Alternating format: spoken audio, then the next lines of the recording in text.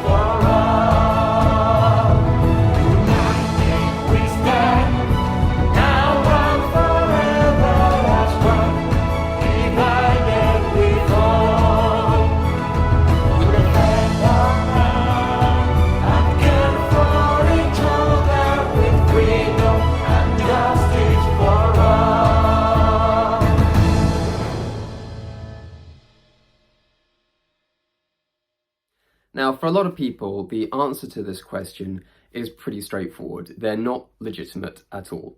And I think this would be quite comfortably said to be the majority consensus, both within and without the micronational community. There is no legitimacy in micronational monarchies, or for any other government institution or any government body in micronational terms. But I wanted to discuss this just a little bit further, I think, because it is something that I have occasionally given thought to in terms of the legitimacy of micronational governing bodies, in particular monarchies. And I think to look at this a bit more carefully, you have to first zoom out and then consider just how legitimate modern nation states, their governments, their institutions, their prime ministers, their presidents, their monarchs, how legitimate are they, and why are they legitimate? Where is that legitimacy derived from? And to start with, I want to look a bit closer to home. So in the United Kingdom, we have King Charles, who serves as the King of the United Kingdom of Great Britain and Northern Ireland. And the question comes up, why is he the king? What gives him legitimacy? And I think the answer is very much twofold. On the one hand, you have the fact that he was the eldest child of the late Queen Elizabeth. And so he has lineage, because that lineage goes back, near enough 1,000 years to William the Conqueror, which I'll get to in a minute. And then the second strand to this, I think, the second point I'd like to make, is that legitimacy comes from popular support. So just to take the lineage question, there is no question that that lineage goes all the way back to William, Duke of Normandy, William the Conqueror. And obviously, the further back you go towards that point, the messier it gets in terms of assassinations and coups and bigger army diplomacy and various executions of family members and all the rest of it. It gets very complicated the further you go back. Anyone that's ever had to study the War of the Roses or something like that will probably understand the complexities involved in British history. And I don't think that's unique to Britain, obviously. Obviously, the modern monarchies of today, they've all had to go through some sort of transition period at some point in history where their own ancestors would go through these wars of conquests or civil wars or infighting or usurping the throne or whatever else, and eventually it led to where they are today. And I think the question I'd like to ask is, where does that lineage, why is that a source of legitimacy? In the sense that William the Conqueror, as the ancestor of the modern monarchy today, is, he attained his position through force of arms. And to me, that's not a source of legitimacy.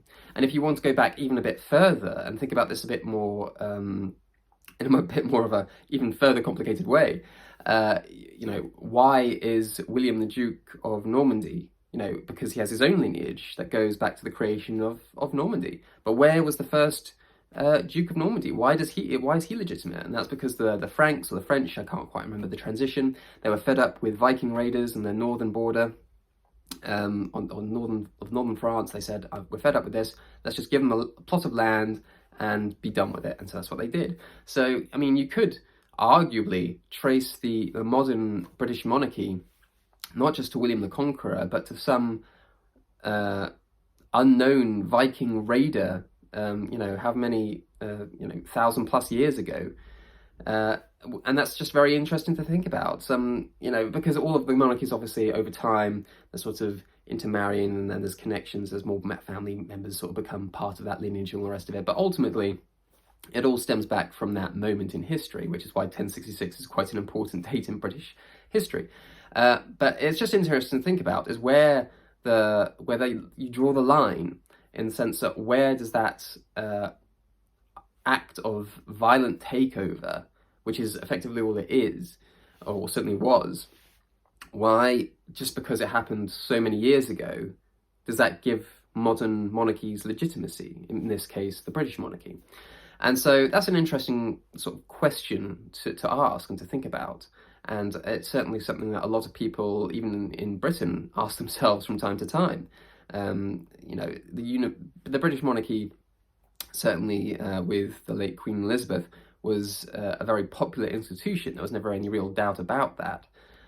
But there is nevertheless a sizable minority of people in Britain that do not resonate at all with the British monarchy. They do not understand the fascination with them. They do not respect them as an institution or a governing or a part of the government structure, and all the rest of it. So that aside, the second strand, which this sort of links into a little bit, I suppose, is popular support. So without popular support, the lineage means nothing.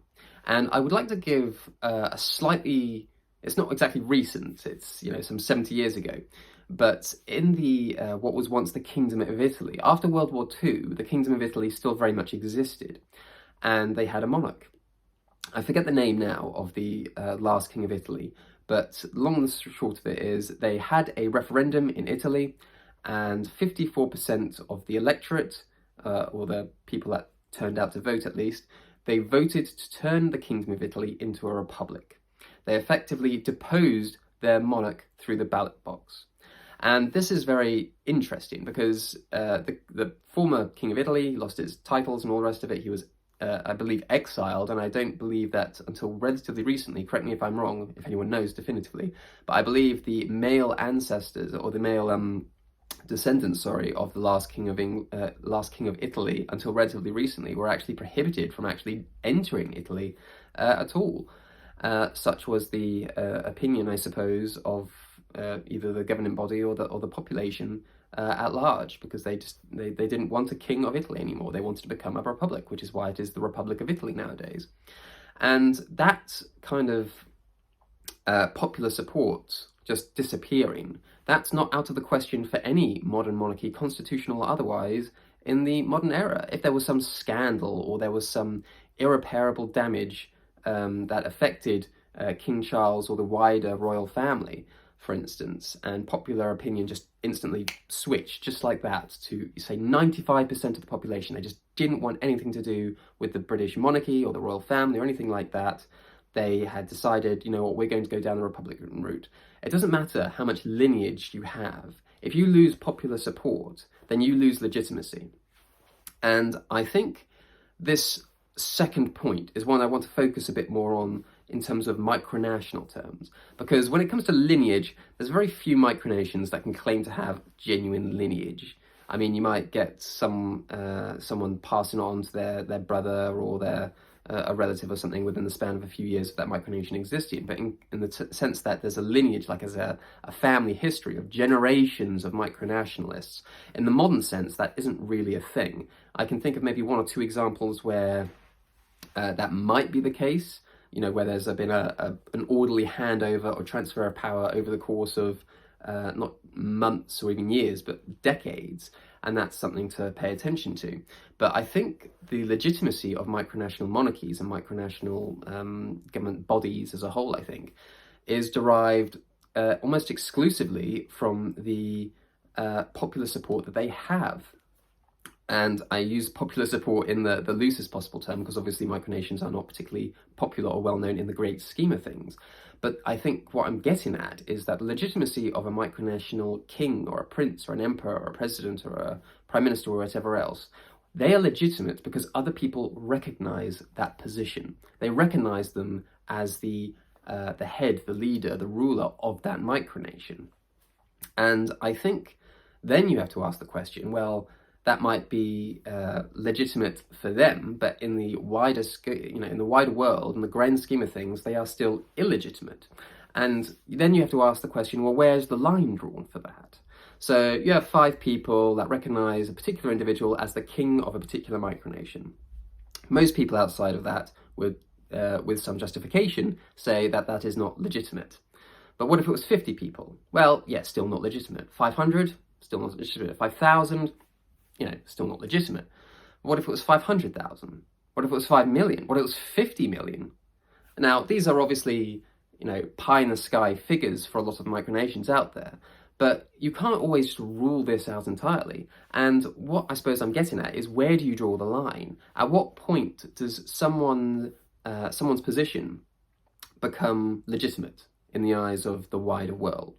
Let's say hypothetically in the United States, I think it has a population of some 300 million from memory. Let's say there was a micronation, and over the course of centuries, let's say 200 or 300 years from this point onwards, there was a micronation that's established there. It was a monarchy, and it was the kingdom of, so-and-so. And this kingdom grew in popularity over the years, recruited more citizens and more citizens until it got to a certain point where, say, 200 million Americans identified as citizens of this micronation and recognize that king of that micronation as their legitimate ruler.